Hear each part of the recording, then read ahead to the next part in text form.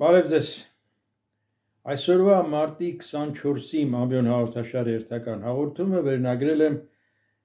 Երևանի աղետյալ վիճակը, բայց նախքան թեմային անցնելը, ինչպես միշտ կոչով դիմում եմ բոլոր նրանց, որոնք նայում են իմ հաղորդումները, բայց դեռ չեն բաժանորդագրվել մինչև հիմա, ապա բաժանորդագրվեք, խնդրեմ, իսկ բոլոր նրանք, ովքեր բաժանորդագրված են և նայում են իմ հաղորդումները ու հավանում են դրանք,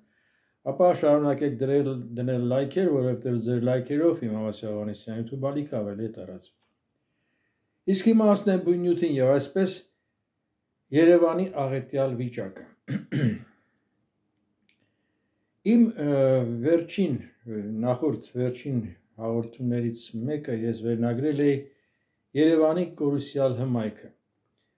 և դրան անդրադառնալու առիթ էր ծառայել այն տեղեկությունը, որ ես կարդացի համացանցում, ըստ որի Երևանի բուսաբանական այգում 30 հատ ծառեր կտրվել։ Հետո եղան ինչ-որ պարզաբանումներ բուսաբանական այգու աշխատողի ինչ-որ կողմից, թե 30 հատ չի, մի 20 քանի հատ է և այլ, 30-ի 20 հատի մեջ չէր։ Խնդիրը այն էր, որ պատճառաբանում են, թե ծառերը չորացած են եղել։ Խնդիրն այն է, որ եթե բուսաբանական այգում այդքան ծառ է չորացնում, ուրեմն մեղավորը այդ բուսաբանական այգու աշխատողներն են, տնօրինությամբ հանդերձ։ Ուրեմն ծառերը չեն մշակել, որ ծառերն չորացել են, գուցե չորացել են։ Եվ այս կասկածը հայտնեցի։ Հետո անդրադարձել էի նաև ոչ միայն բուսաբանական այգու, այլև Երևանի մյուս այգիներին, Նորքի եւ այլ։ Ցանկություն է կարող եք դիտել։ Վերնագիրն էր Երևանի կորուսյալ հմայքը։ Իսկ այսօրվա անդրադարձիս առիթը եղավ այն, որ մի ժամ առաջ, մի քանի րոպե առաջ, մի ժամ առաջ, գրեթե մի տեսանյութ տեսա համացանցում, որը դատելով դիրքից, նկարանման դիրքից և համայնապատկերից նկարանում արված է Երևանի Նորքի երկրորդ զանգվածի բարձրահարկ շենքերից մեկից։ Եվ համայնապատկերը ցույց էր տալիս համայնապատկերով բուսաբանական այգի։ Նախկին բուսաբանական այգին, որովհետև ըստ այդ տեսագրության բուսաբանական այգին այլևս գոյություն չունի։ Մնացել էր մի բարակ ծառերի շերտ բուսաբանական այգու այդ կամարաձև դարպասի եզրագծով, որ փակում է ճանապարհը, այդ ծառերն էլ թողել են, որ ներսը բուսաբանական այգու ներսը չերևա, իսկ վերևից արված տեսագրությունով այգու փոխարեն դատարկ դաշտ է, այսինքն կողքերն էլ շինարարություններ են, շենքեր են կառուցված և միանշանակ այն տպավորությունն է, որ այգին վերացրել են, ծառահատել են, միանշանակ ծառահատել են շին հրապարակի համար։ Գիտեք, նորից անկակամա հիշում եմ մեծ գրող Չինգիզ Այթմատովին, որը նաև նրա վեպը և դարից ավել ձգվում է օրը վերնագրով, որտեղ նա առաջին անգամ օգտագործում է մանկուրտ բառը։ Մանկուրտ, ըստ Չինգիզ Այթմատովի, այն էակն է, որ կտրված է արմատներից, հիշողությունից, չգիտի ինքնով է։ Կենսա, ոչ թե մարդ, այլ կենսակերպ, ինչ-որ կենսակերպ էլ չի, կենսանյութ, այսպես ասած։ Հիշողությունից զուրկ, պատմությունից զուրկ, արմատներից կտրված մեկը։ Ու հիմա այն տպավորությունը, որ Երևանը մանկուրտների ձեռքին է, որովհետև այդպես այլանդակել, այդպես ոչնչացնել, այդպես, ինչ ասեմ, վարվել Երևանի հետ թշնամին անգամ չէր վարվի։ Երևանը դարձել է, էլի եմ կրկնում, մի քանի անգամ կրկնել, դասական օրինակ է, թե ինչպիսին չպետք է լինի քաղաքաշինությունը, դա էլ ենք անցել արդեն, որովհետև սովորական անձրև է գալիս քաղաքում ջրհեղեղ է, սովորական ձնից ձյան գալուց հետո, ձնհալից հետո ջրհեղեղ է, էլ չասած մեքենաների այդ խցանումները, որովհետև լցրել են կենտրոնը, լցրել ուղղակի sense հագեցրել են շենքերով, շենքերի կենտրոնում շենքերում էլ բակ չի մնացել, բակերի մեջ բազմահարկեր են կառուցել, չկա փողոցներ։ Բնականաբար մարդիկ շատացել են մեքենաներ, բան եւ այլն, նեղ փողոցներ։ Այս վիճակն է։ Իսկ հիմա նորից վերադառնալով բուսաբանական այգուն կրկնում եմ, ըստ այդ տեսագրության այգին այլևս չկա։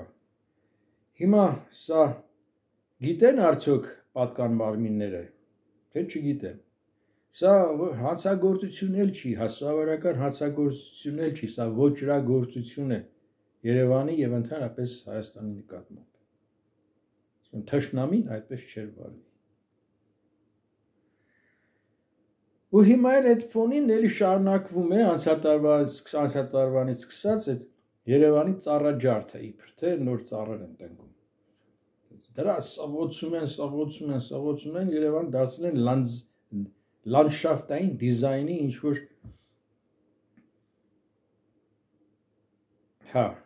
լանդշաֆտային դիզայնի օֆիսի աշխատավայր։ Գիտեք ինչ, եւ հետո էլ հաղորդագրություն են տարածում, թե վերացնում են, կտրվում են իրենց կենսունակությունը կորցրած ծառերը, որ պետք է տնկվեն նորերը, դրանց փոխարեն նորերը։ Ու հետո էլ գրվում է, թե մի քանի 100 հատ, գիտեմ ինչքան հատ Եղևնի ու Սոչի պետք է տնկվի։ Եղբայր, ձեռ եք առել ձեզ։ Երևանի կլիմայական պայմանների համար Եղևնիներ ու Սոչիները հարմար չեն, դրանք Երևանի համար չեն։ Երևանին պետք են լայնասաղարդ ծառեր, օրինակ սոսի, կաղնի, թթենի, կամ ասենք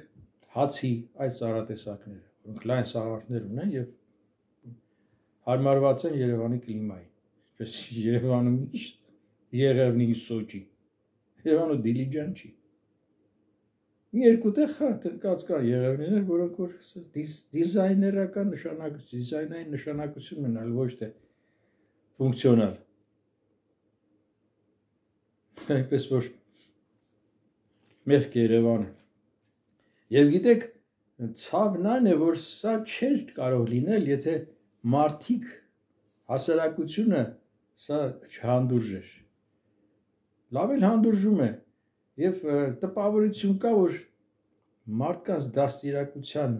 մարդիկ դաստիարակված են հակա բնապահպանական, այսպես մարմաջով, Ոչ մեկի համար ոչ մի ծառ, ոչ մի թուք գոյություն չունի, նշանակություն չունի, կարող են հանգիստ ծառնել, կտրել, թուքներ, ոչնչացնել։ Երևանի կորուսյալը մայքի հաղորդման ժամանակ նշել է, որ Երևանի կենտրոնական հատկապես փողոցներում, երբ առաջին բնակելի շենքերի առաջին հարկերը վերածել են խանութների, դրա դիմացի բոլոր ծառերը կտրել են։ Կտրել են ինչու, որովհետև որ համ մեքենա կանգնացնելու տեղի, թեպետ մեքենա կանգնացնելու համար ծառը չէր խանգարի, այլ հիմնականում որ ծառի սաղարթները չփակեն այդ խանութի մուտքի մոտ վրա փակցրած անունը անվանումը էսին ինչ է էմբլեմա է ինչ զահարմա է դրանք անխտիր բոլորի մոտով անցեք տեսնեք որ ծառերը չկան եղել են հիմա չկան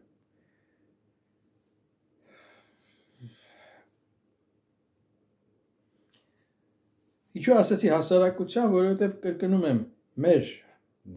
հայ հասարակությունը բնապահպանությունից շատ հեռու է ըստ էության։ Փորձը դա է վկայում։ Կամ դպրոցից սկսած այդ հարցը, այդ դասիրակությունը պատշաճ ոչ թե որակի վրա չի, թերևս նաև չի էլ դասավանդվում, չի էլ դաստիարակվում։ Օրինակ ես անձնական մի օրինակ բերեմ, մի քանի տարի առաջ էր, անցնում է Երևանից, կինո Երևանի մոտով, այդ հատվածը մաշինայց կինո Երևանի դեղատուն է, բայց մնացել է կինո Երևան, հին Երևանի այդ խորհրդանիշն է, մեր ժամանակվա Երևանի, գեղեցիկ Երևանի, ու մայրը փոքր երեխայի հետ անցնում է, մեկ էլ էս երեխան բանը, պաղպաղակի թուղթեց, շպրտեց Օտելի առաջ ու քայլի շար շիդիմ ասած տղա ջան, բալիկ ջան, չի կարելի։ Այ աղբաբանը հենա տեսել, վերցու գցի, հարկավոր է դեղցել։ Գիտեք սրա մայր ինչ, այսպես կատաղած է դարձավ մի վագր, այսպես չանչեր, ոնց թե, բա ինչ անի, եւ որտեղ ուզին դեր գցի։ Հասկանում եք։ Չեմ չափազանցնում։ Այս մոր բանից ռեակցիայից նույնիսկ երեխան վախեցավ։ Փոխանակ ուրիշ տեղ, ուրիշ վայրում ծնողը ներողություն խնդրեր ինքը օրինակ կծառայեր, կասեր։ Համատարած է, սա առ եզակի դեպք չի։ Այնպես որ այս հասարակությանը այսպես են վերաբերում։ Ու նաև իդեպ երկու օր առաջ նաև մի տեսահոլովակ տեսա, որտեղ մի ռուսկին կոչ էր անում, որպեսզի վաղը մարտի 25-ին Երևանի քաղաքապետարանի մոտ բնապահպանության տնտաղող մարդիկ քաղաքացիներ հավաքվեն ի նշան բողոքի Երևանում իրականացվող ծառաջարդի։ Պատկերացնում եք։ Հետաքրքիր ինչքան երևանցի կհավաքվի այդ կոչին։ Խիստ կասկածում եմ։ Հետո էլ բողոքում են, ասում են հիվանդություն եւ այլ Երևանի օդի աղտոտվածության մասին։ Էդ էլ չէ, փող են ծախսում հաշվարկներ անելու, ստուգումներ անելու, տվյալներ գրելու։ Ինչ հաշվարկ, ինչ ստուգում, մարդիկ քիթ ունեն, թոքեր ունեն։ Եվ աչք ունեն։ Երևում է փոշին որտեղից է գալիս, ծուխը որտեղից է։ Փոշին շինարական կուլտուրա չունեցող շինկազմակերպությունների հետևանք, աշխատանքի հետևանքն է, օրինակ ինչի եմ ասում կուլտուրա, որովհետև անձամբ եմ տեսել, թե Վիեննայի կենտրոնում Շտեֆան Պլացի մոտ մի հին շենք էր վերականգնում, վերակառուցվում, նորից սարքում էին, եւ այնպես էր պատված, որ փոշի անգամ չկար։ Լսում էր աշխատող տեխնիկայի ձայնը, բետոնախառն չէր աշխատում, բայց ոչ ջրի, ոչ փոշու հետ անգամ չկար չինարությունից։ Եվ ուրիշ տեղերում, ասենք Մարիա Հիֆլերշտրասսեի վրա Վիեննայի մայթերն էին վերանորոգում, սալիկներն էին փոխում, եւ բոլոր ծառերի բները տախտակամածով փակել էին, որ հանկարծ չվնասվեն։ Իսկ բանվորներն էլ այն բանվորը, որ քարն էր տաշում, բազրիքի, մյուսը ջուր էր լցնում քարի վրա, որ այդ փոշին չտարածվի, քարի փոշին։ Այս է շինարարական կուլտուրա է։ Հիմա ասում են հայերը մեզ տարավոր պատմություն, ճարտարապետություն։ Հիմա ինչ է։ Ինչ վիճակի։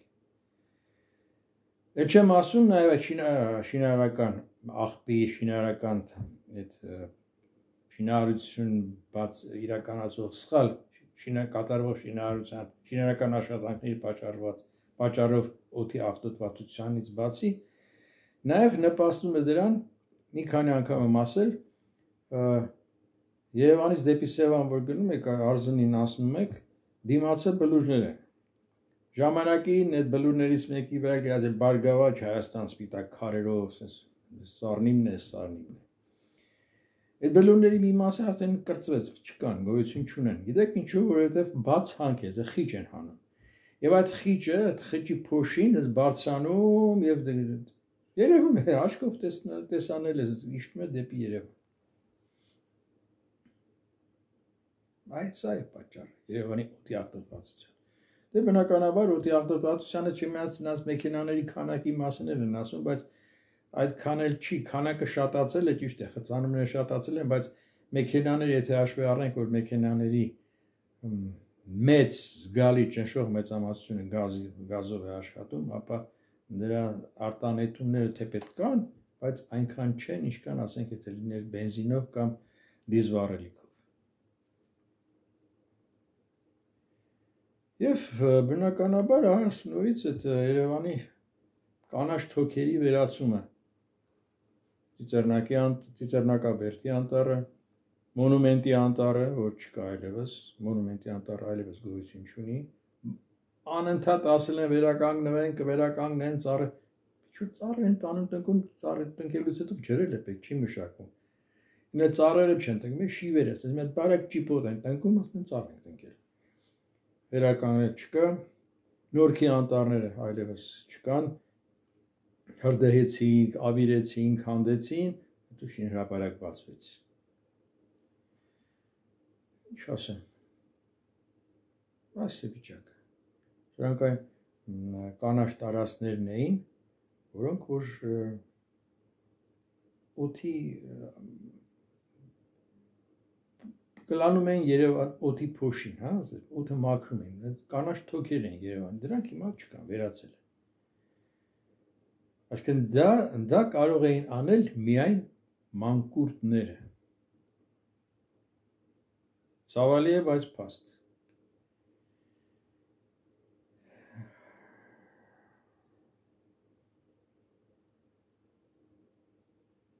Չգիտեմ ինչ ասել այլևս։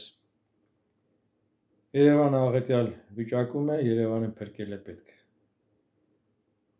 Երևանը անտեր է, ինչպես ոչ միայն նաև Երևանը,